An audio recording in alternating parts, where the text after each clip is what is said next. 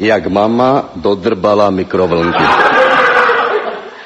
Po Vánocách si mama mezi řeču postěžovala, že se jí Ruža chlubila, že má novou mikrovlnku. Tuž to je burdel. Ona ju má a mama ní. Růža to je jejich susedka, taká všetečná babka, co věčně vysedala v okně a má přehled, kdo kaj šel, kdo se s kým zastavil, který pes zesral travu před barakem a kolikrát a jiné nezbytné věci. V duchu se mamu proklel do 7. kolena, před očami hvězdiček jak v Unii a zaspomínal jsem na Anabazu před pár rokami. V ten čas přes jedného známého z toho bazaru, akurát tehdy sídlil Indě a měl jiné jméno, už to je jedno, jsem měl možnost získat lacno tu trubu. Tuž jsem chtěl zrobiť mamě radost a koupil jsem mi to pod stromek, ať má též moderní domácnost. Jak viděla tu kysňu pod stromkem, tu už začala pískovat, že na co novou televizu, že starou mají deprem 10 roků a funguje dobře. Tuž se mi vysvětlil, že to není televiza, i když, jak bude gůvno v programě, může čumět na to 1000 talus. Zrobil jsem mi školení, co a jak se s tím robí, kaj se co strká a co všecko to umí. Byla nadšená a hned si všecko vyzkušala. Druhý den v tým pri uvaří oběd. No fajné. Na druhý den mě zbudil telefon. Mama volala, že prý jí mám zjistit číslo do opravní, bo ta mikrotruba je jaksi posrana. Tuž se ptám, jak to? No a ona mi říká, že to vůbec nefunguje. Ptám se, co to robí a ona, že nic. Ani ťuk. Že to nesú hodiny, tuž jaké ťuk. Ne? Asi odešla pojistka. Jdu k ní, naštěstí bydlí jenom přes 4 ulice ode mě. Přijdu k mikrovlnce a málem se mnu jebně o zem. Přivodní špagát není v elektrice. Tuž se ptám, jestli si robí srandu.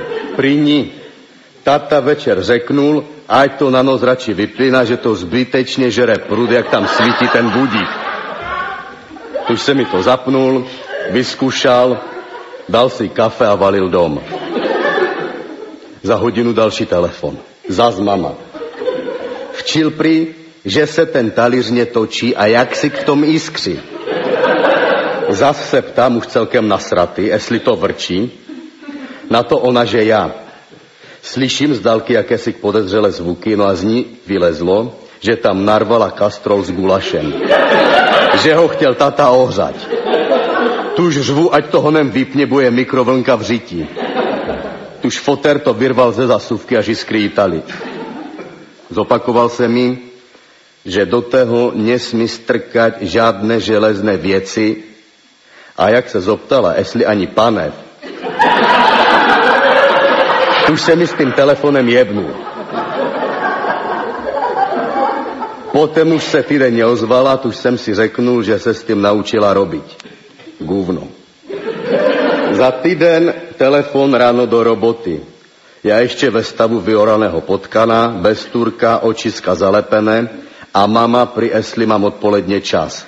Začal jsem cosi kčuť, tuž říkám, že ní. Ona prý, že by potřebovala odvést trubu do opravní, že má rozbité to sklo na těch dveřách. Tuž jsem se zoptal, jestli to spadlo čikerého šlaka. Kajže. Prý chtěla zrobiť fotrovi ráno vajca na snídaní. Tuž tam narvala 4 vajca v misce a zapla čudel. Nachystala na stůl chleba, sůl, kafe a zavolala futraku snídaní. 4 jeby jak zděla na celý barák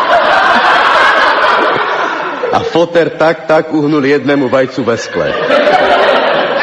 2 rozbité hrnky na poličce, sklo na dveřách vysypané, smrad jak v babské šatni po tělocviku. Odpoledně jsem přijel pro mikrovlnku a jebnul jsem ju dole do popeláku. Mama enem nechápavě čučela z balkona. Tenkrát jsem ještě dostal nakonec vynadané já. co i tahám do domu také moderní bebechy, co sú složité jak křižovka ve vlastě. A naraz, jak to má Rúža, tuž je to taký dobrý pomocník pro domácnosť. Už mi aj pár razy napadlo, jestli moja babka z dedu nebyli súrozenci.